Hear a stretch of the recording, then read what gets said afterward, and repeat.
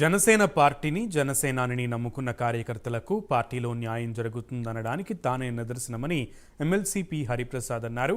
పవన్ సిద్ధాంతాలు నచ్చి ఆయనతో సుదీర్ఘకాలం ప్రయాణం చేస్తున్న ప్రతి ఒక్కరికి సముచిత స్థానం దక్కుతుందన్నారు.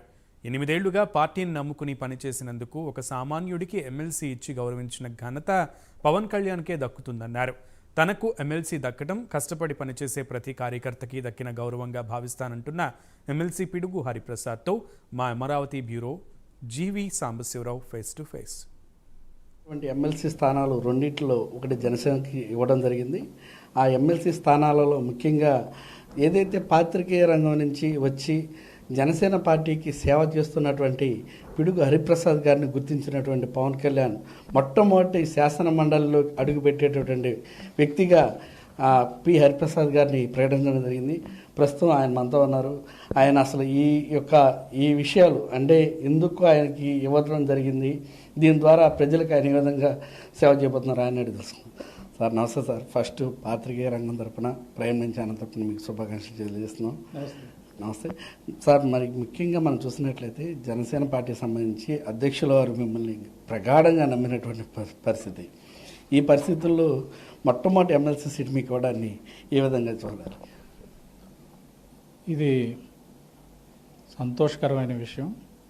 అయితే పవన్ కళ్యాణ్ గారు ఈ పార్టీని గత 10 ఏళ్ళుగా ముందుకు తీసుకెళ్తున్న విధానాన్ని మీరు ఒక్కసారి అవలోకనం చేసుకున్నట్లయితే లోకల్ బాడీ ఎలక్షన్స్ కావచ్చు, మొన్న అసెంబ్లీ ఎలక్షన్స్ కావచ్చు, పార్టీకి ఎవరైతే నిబద్ధతతో సేవ చేశారో, పార్టీ భావజాలాన్ని ప్రజల్లోకి బలంగా తీసుకెళ్ళగలుగుతారో, ప్రభుత్వం ద్వారా ప్రజలకి ఎవరైతే సేవ చేయగలరో ఆ విషయాలను కూలంకుషంగా అధ్యయనం చేసిన తర్వాత వారందరికీ అవకాశం కల్పించారు. ఇప్పుడు నాకు కూడా పార్టీలో నేను గత 8 సంవత్సరాలుగా నేను పార్టీలో పనిచేస్తున్నాను. పనికి ఆయన ఇచ్చే గుర్తింపు ఇది. పార్టీతో ట్రావెల్ చేసేవాళ్ళు, పార్టీకి విశ్వసనీయంగా ఉండేవాళ్ళు, పార్టీకి భావజాలాన్ని ప్రజల్లోకి తీసుకెళ్ళగలిగే వాళ్ళకి ఆయన తప్పకుండా అవకాశం ఇస్తారు. ఇది నేను మొదట కాదు, చివర కాదు, ఇదే పద్ధతి ఆయన పూర్తిగా అనుసరిస్తారు.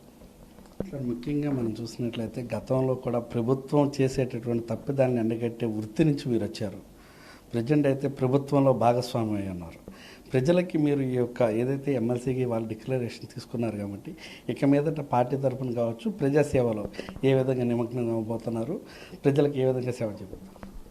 జర్నలిజం అంటే కేవలం అపోజిషన్ లేకపోతే వేరే వాళ్ళను విమర్శించడం కాదు, సమాజానికి మేలు చేయటం, సమాచారాన్ని అందించడం, కొత్త విషయాలని ప్రజలకు తెలియచేయడం, చాలా అంశాలు జర్నలిజంలో ఇమిడి ఉంటాయి.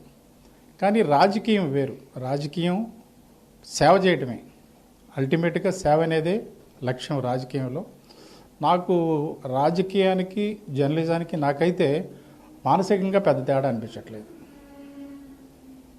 ముఖ్యంగా మనం చూసుకున్నట్లయితే పవన్ కళ్యాణ్ గారు వ్యక్తిగతంగా కూడా మిమ్మల్ని ప్రగాఢంగా నమ్మారు. అదే పార్టీ బాధ్యతలు ఇప్పటివరకు మీరు చూశారు. ఎమ్మెల్సీగా మీరు ఇప్పుడు పదవి బాధ్యతలు స్వీకరించారు కాబట్టి ఎమ్మెల్సీగా ఉండి కూడా పార్టీలో ఏ విధమైనటువంటి పరిశీలన కావచ్చు, పార్టీకి ఏ విధంగా సహాయం చేయవచ్చు?